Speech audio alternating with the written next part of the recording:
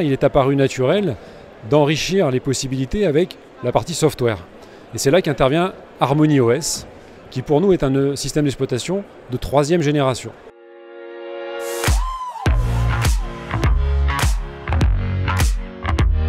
La première question, c'est que évidemment, ici vous proposez à Vivatech 2021 les premiers appareils qui tournent sur HarmonyOS, qui est le fameux OS maison de Huawei. Évidemment, c'est question bateau, mais c'est très important, donc cette entrée en matière. Alors tout à fait, maintenant Huawei va au-delà du smartphone. On est connu par la plupart des Français sur le smartphone, mais dans la vision de Huawei, il y a l'idée de développer un écosystème de produits, comme on dit, pour enrichir les possibilités autour du smartphone. Donc on a sorti des montres connectées, des tablettes, des PC, des écouteurs, des enceintes connectées également, notamment avec Devialet. Et le premier objectif dans cette vision-là, c'est de les faire parler entre eux et aussi d'accueillir un écosystème au-delà de ces produits-là avec des partenaires. J'ai évoqué Devialet qui est en co-développement, mais c'est un exemple. Dans la suite de l'histoire, il est apparu naturel d'enrichir les possibilités avec la partie software. Et c'est là qu'intervient HarmonyOS, qui pour nous est un système d'exploitation de 3e génération. Alors rapidement, pourquoi on a l'ambition de le positionner comme un système d'exploitation de 3e génération? C'est parce que jusqu'à maintenant, il y a eu des systèmes d'exploitation pour les PC, ensuite pour les smartphones, donc à chaque fois c'était extrêmement centré sur un produit.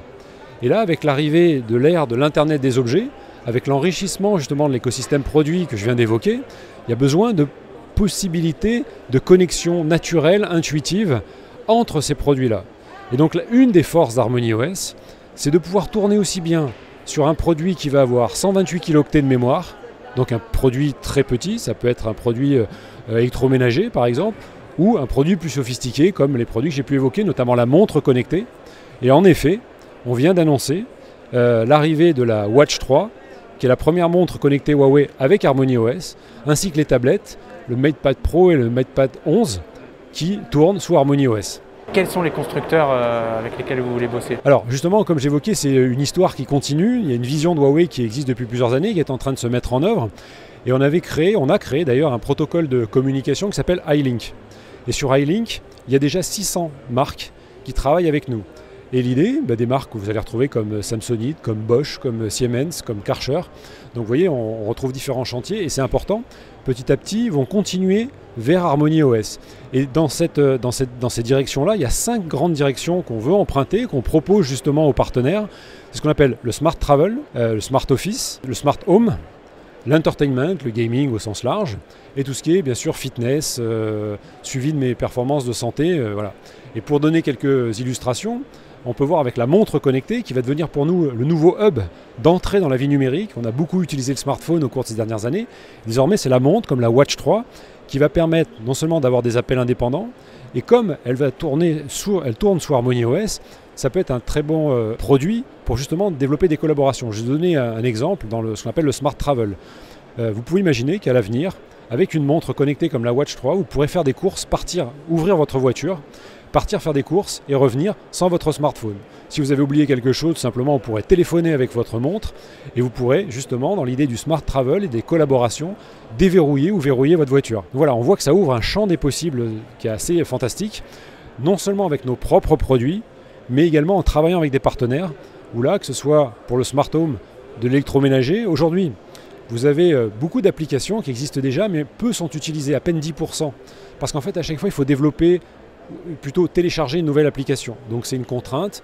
Et donc ce qu'on veut, c'est ouvrir des possibilités. Après, l'utilisateur choisira s'il a envie de l'utiliser ou pas sur sa cafetière, sur son réfrigérateur, sur sa domotique.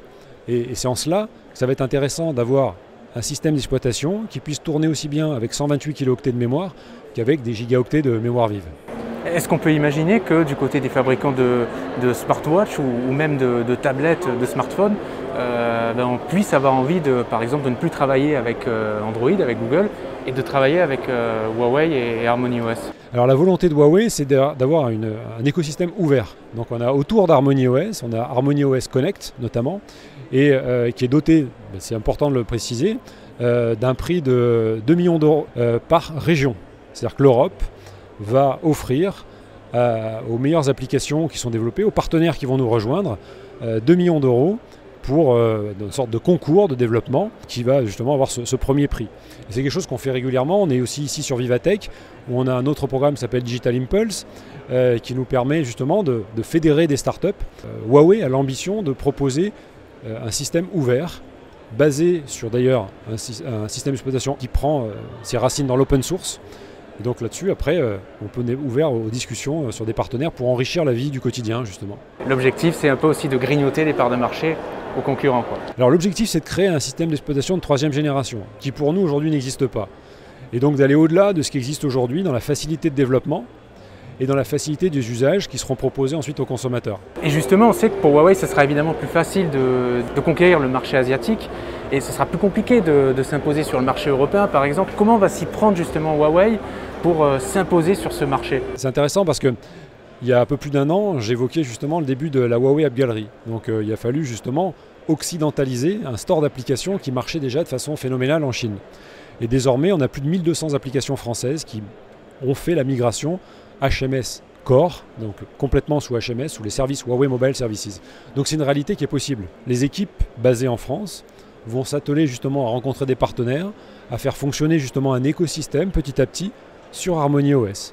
Et c'est là qu'on en revient notamment au prix qui sera offert 2 millions d'euros par région. Donc ce sera pour l'Europe, ce sera pour l'Amérique latine, ce sera pour certaines régions de l'Asie, du Pacifique et ainsi de suite. Une dernière question, elle est peut-être très large, je sais, mais est-ce que Huawei se fixe des objectifs, par exemple en France et en Europe pour Harmony OS cette année, avec notamment tous les produits qui arrivent, la Watch 3, etc. En termes de nombre d'utilisateurs potentiels, est-ce qu'on a une fourchette approximative? Ce qu'on veut en fait, c'est apporter une expérience la plus aboutie au plus grand nombre, comme on l'a fait sur les smartphones. Sur les smartphones, il y a des millions d'utilisateurs en France, on a plus de 90% de notoriété en France, et donc fort de cette base-là, on va justement permettre à ces utilisateurs déjà de découvrir nos produits sur Harmony OS.